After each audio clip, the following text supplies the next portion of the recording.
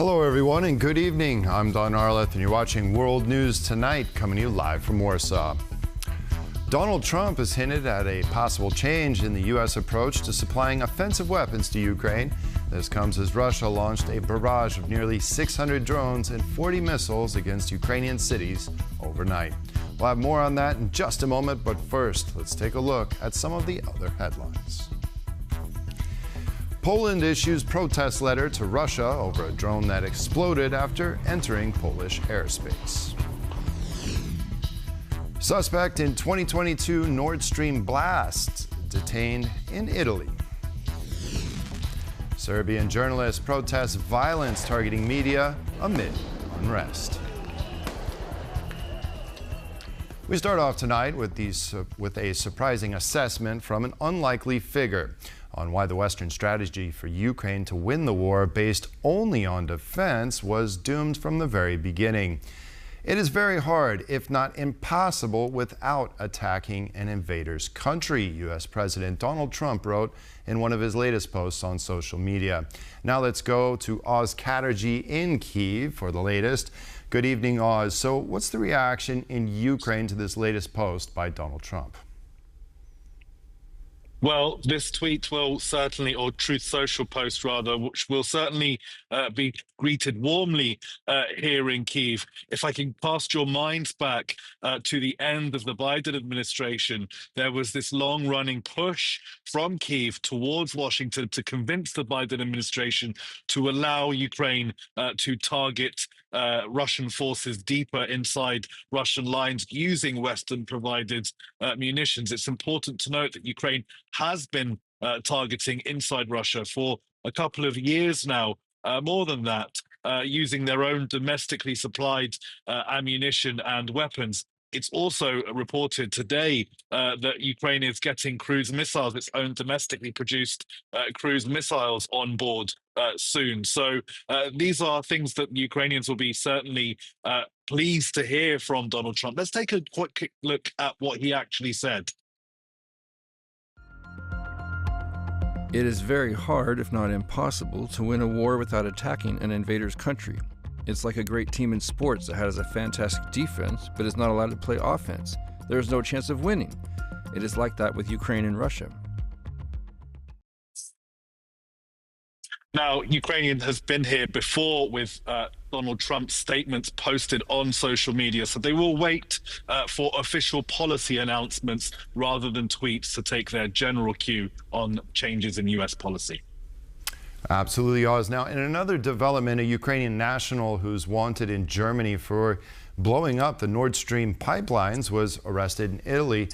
Is there any reaction from Kyiv? No acknowledgement of that at all so far tonight, and it's also unlikely to come. The Ukrainians, President Zelensky, officially denied any involvement in this attack in March 2023, and that remains the line from Kyiv. So they aren't probably going to acknowledge this for the time being. If we do hear something, it will likely be from President Zelensky himself.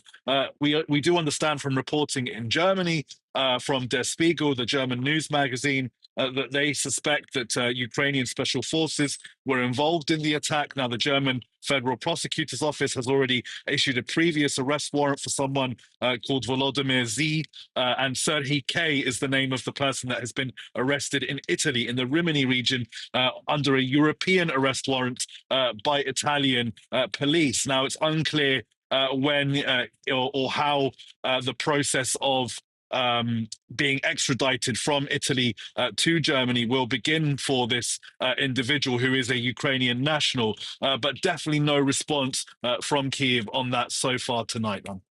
All right, Oz Chatterjee reporting there from Kyiv. Thanks for your report, and do keep yourself safe.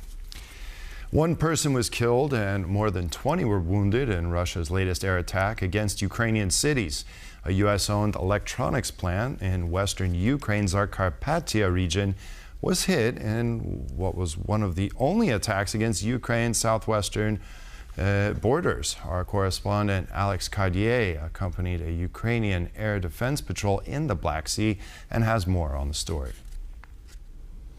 Well, despite high-level diplomatic talks, despite the summit in Alaska, despite the meeting in Washington, D.C., despite Russia's claims that it wants to engage in the peace process, the evidence overnight in Ukraine has been very different indeed. We've seen cruise missiles, ballistic missiles, and hundreds of drones launched over this country. Explosions reported in Kyiv, in Lviv, all the way in western Ukraine, next to the border with Poland, of course. This very boat here in the Black Sea was part of that air defense effort, using these guns to shoot Shahed drones out of the sky. More than 540 shot down across Ukraine of the more than 610 missiles and drones alike launched at this country overnight. It is the kind of large-scale air attack that so many Ukrainians have gotten used to, rushing into shelters if they are lucky to have them, sleep-deprived and forced to live under the threat of this Russian attack. So clearly, on the public face, Russia says it wants to engage in peace. Right here in Ukraine, it is continuing this war, continuing these attacks on civilian infrastructure, on cities, on energy infrastructure. But clearly, the Ukrainians doing what they can with this boat and the range of air defense measures they have to try and keep their skies clean. On the Black Sea, I'm Alex Cadye for TVP World. Russian sabotage operations against the West surged at an alarming rate, quadrupling between 2022 and 2024, and then continue to be on the rise this year.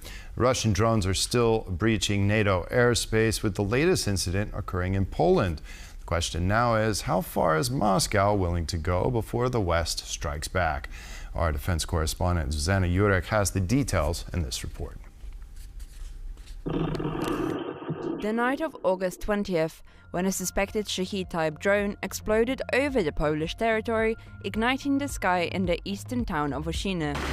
In the immediate investigation that followed, the Polish prosecutor's office revealed that the Russian drone most likely entered the country's airspace around midnight after it crossed the Polish-Belarusian border. Although the cause of the explosion is still being investigated, experts are speculating on two likely scenarios. This drone could fall into our airspace as a result of disruption of its navigation system by the means of Ukrainian electronic warfare. But also, it could have been sent intentionally by Russia. The Polish defense minister was quick to point out that this is neither an isolated case nor an accident. Drones have ended up in Romania, Moldova, Lithuania, Latvia and Bulgaria, and now for the first time in Poland. We are talking about at least a dozen drones here. They were all intended to end up in Ukraine. This is how Russian provocations work. Polish President Karol Nawrocki pledged that the security services would remain on high alert. I assure you that the head of the National Security Bureau is in constant contact with the Minister of National Defense. The National Security Bureau is monitoring the entire matter, and we will continue to do so in the President's office in the coming days and weeks.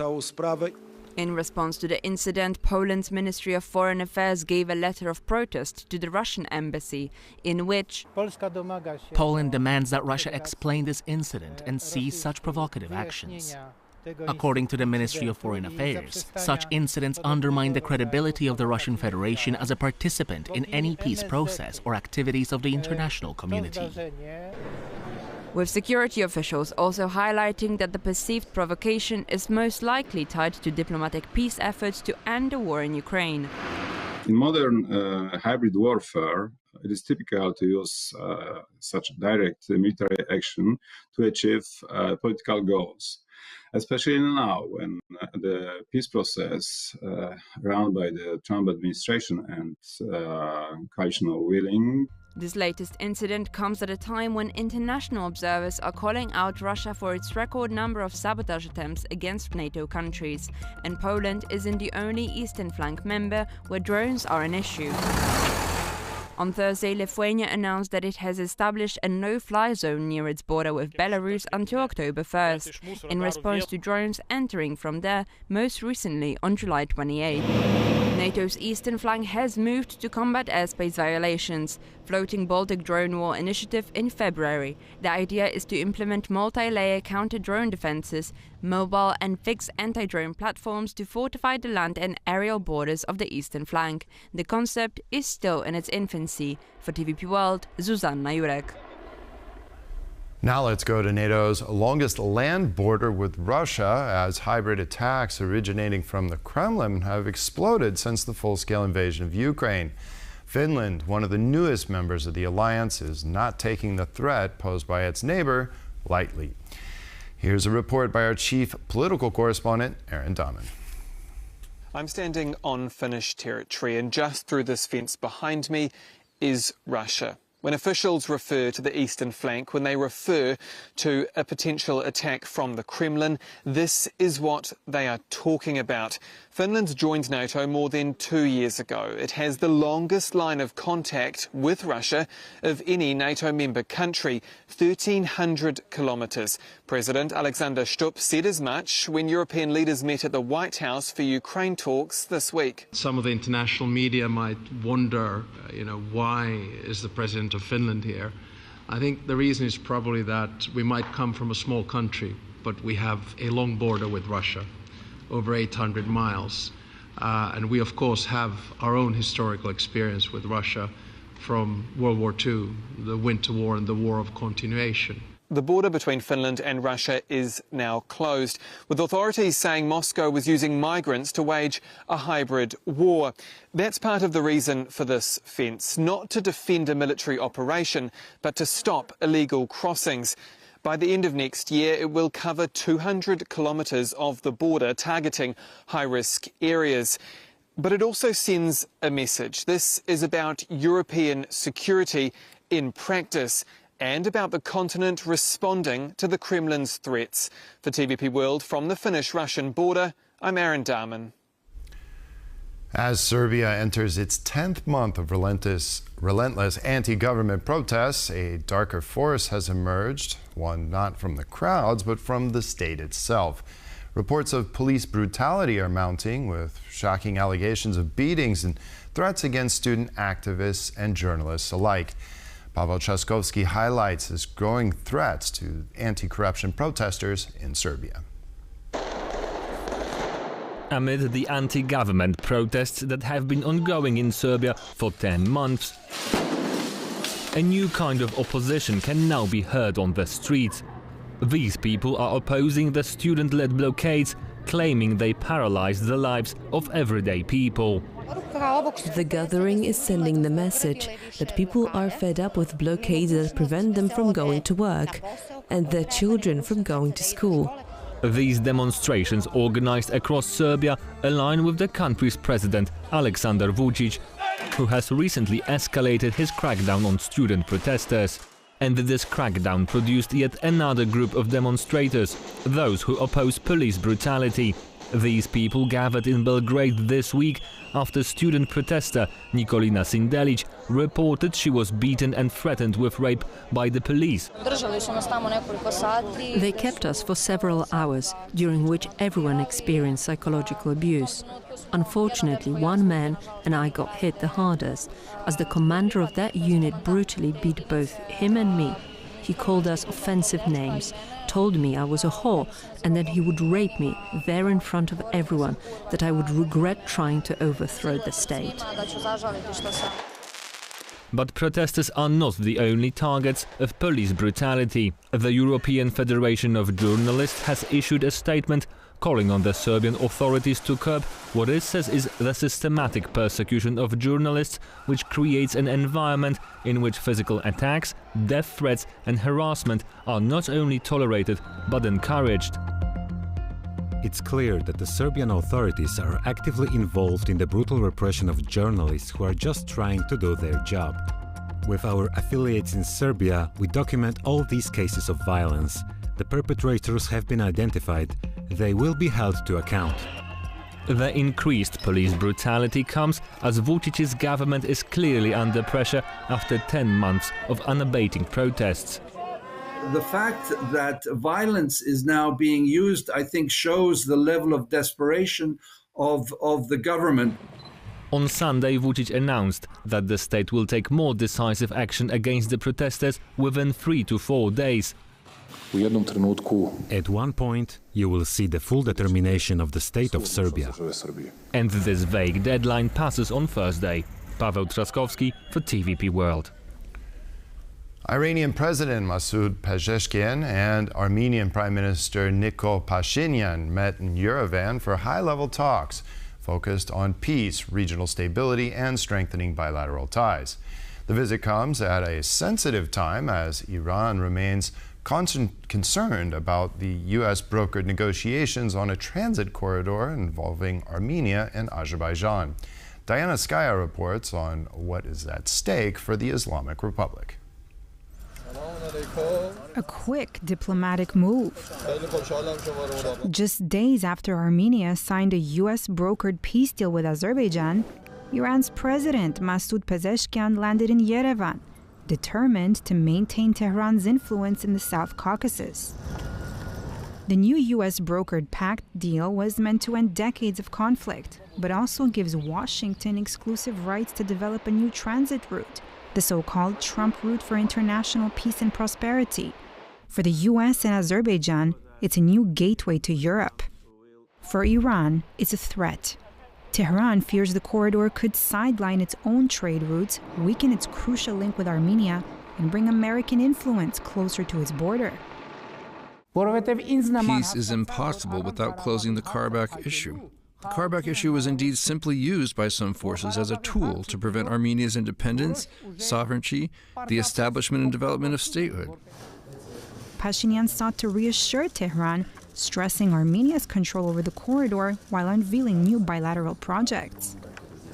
One of these projects of strategic importance is the 32-kilometer Karajan-Agarik road section, the construction of which the Armenian side has entrusted to an Iranian company. Tehran, meanwhile, is pushing its own vision, linking Iran, Armenia, Russia, and India through the north-south transport corridor, and to keep trade under regional hands. Iran and Armenia have common interests in activating the Persian Gulf Black Sea corridor. The development of the transit railway, land and sea routes will contribute to the development of trade between the two countries, the creation of common free economic zones. The most important ongoing project in the energy sector is the third Armenia-Iran power transmission line. Armenia will be able to export more electricity to the Islamic Republic of Iran. For Iran, the warning is clear. It won't tolerate being cut out of Caucasus trade. And for Armenia, balancing U.S. peace plans with strategic ties to Tehran may prove to be its toughest road ahead. For TVP World, I'm Diana Skaya. Poland has an appetite for clean, reliable energy to power the future and has therefore looked to nuclear as means to accomplish this goal. The project for Poland's first nuclear power plant to be built on the Baltic coast is well underway, but the prospect of building a second plant in central Poland just hit a slight roadblock. Jan Kennedy explains in this report. The construction of Poland's first nuclear power plant on the Baltic Sea coast is still at an early stage, but the Polish government is already planning a second facility somewhere in central Poland and is on the lookout for a partner. One potential contender, South Korea's nuclear giant KHNP, appears to be out of the race. After the new Polish government took office, the country decided to abandon projects involving state-owned enterprises, and therefore we withdrew our operations there. KHNP's decision to pull out of Poland is linked to its dispute with the American company Westinghouse over reactor designs. Americans assume that the Korean technology is not Koreanized, it is coming from US, and the Department of Energy has special rights to agree on any technology transfer, including possible transfer to Polish soil. As a result, the companies settled out of court. Korean media report that KHNP and its owner KEPCO were forced to buy $650 million worth of goods and services from Westinghouse for every reactor exported outside of South Korea, on top of a $175 million licensing fee. These requirements made exporting reactors much less profitable, and that's why, since the beginning of 2025, KHNP has exited not only Poland, but also Sweden, Slovenia and the Netherlands. The only exception, the Czech Republic's Dukovany plant, where KHNP signed an €18.7 billion deal to build 2 nuclear reactors. Well, the current government had no role in selecting the contractor for the first Polish nuclear power plant. The partner for the second project is expected to be determined through a tender. The less choice, the worse. The less choice, the less offers you get, and it could impact the negotiations with Americans. But on the other side, it could be already decided that Americans will take the second location, because originally there was this concept in Polish energy strategy to take the technology from one supplier to get the effect of scale. With the Koreans out of the picture, US company Westinghouse, French energy giant EDF, and Canada's Atkins Reali are left to compete. For TVP World, Jan Kennedy. While our eyes continue to focus on Ukraine and when this war could end, I'd like to welcome now to the program Garvin Wall, CEO at Article 7 Intelligence for Democrats. Hello, and thank you so much. Good Great evening. to see you. Thanks for joining us tonight. Always good to join you. Yes. Now, an American company in Zakarpattia was attacked overnight by Russia, causing extensive damage, killing one and wounding at least 20. Should there be a reaction from the United States, and what should that be? Look, the United States needs to understand that Russia is an adversary. Trump seemed to say something like that today. His daily, random statement was complaining about countries not being able to retaliate properly against countries that attacked them. So maybe some of that message is sinking in. Right. Actually, we have that. Can we put that up real quick, just for our viewers? It is very hard, if not impossible, to win a war without attacking an invader's country. It's like a great team in sports that has a fantastic defense, but is not allowed to play offense. There is no chance of winning. It is like that with Ukraine and Russia. All right. So I'm sorry to interrupt you, but do you think that that's the only response that we're going to get as a post from Trump on Truth Social? Look, I think probably he seems to change his mind depending on what gets him the most attention at any moment in time. This is not an American administration that has serious policy goals in relation to Ukraine. It's really about the Trump show and making sure the Trump show stays on the road. And that's something that European leaders, I think, understood when they created a new episode of the Trump show to move things on from what, from a Ukrainian and European perspective, was a pretty disastrous summit in Anchorage in Alaska. Right, but from one side, I mean, he does have a point. Many people have been arguing this for years, including myself, that there was no strategy under the Biden administration. They were too afraid to that Russia would be defeated. So, I mean, Ukraine's been playing this game a long time, be on the defensive, but they've been forbidden from being really on the offensive. So could this potentially signal a change in strategy from the West or from the Trump administration? Well, I think what's more important for Ukraine is the fact that it's been developing its own weapons. We saw also last week, we saw the launch of Ukraine's new cruise missile. It's 3,000-kilometer range, 1,000-kilometer payload. It's heavier than the Tomahawk missile that the Americans have. It's longer range than anything the Europeans have. And if they can produce it in large quantities, that's the kind of thing that will make a difference on the battlefield. We're seeing that Ukraine has been interdicting Russian supplies. It's been harming its energy industry. There are petrol shortages in Russia. There are refined oil shortages in Russia, not only for domestic consumers, but also for foreign export. That affects its economy. This is where this battle is now going to be waged. It's going to be to see whether we can actually cause enough damage to the Russian economy and to the Russian energy infrastructure to force them to change policy. At the moment, the actual front line of the battlefield isn't really the front line. The front line is actually the logistics, the supply, and the ability of Russia to get its troops in the field, and the ability of Russia to earn enough money on the foreign markets to continue to supply them. Certainly, but on the other hand, Russia is making some advances on the battlefield. We see Ukrainian defenders pretty worn out and tired in the east. I'm not saying that they can't continue to defend their country, because they certainly can. But we are starting to see that it seems like Vladimir Putin is playing for more time. We have this potential upcoming meeting, bilateral meeting between Putin and Zelensky. And so what's your read on this? Do you think that Putin is going to push for more time to make more gains on the ground? I think he is, because although the strategy is working slowly, he sees it as working and he doesn't see any alternative. On the other hand, it's so slow that, as the British Ministry of Defense said, it's going to take Russians 4 years to take Luhansk and Donetsk provinces at the current rate.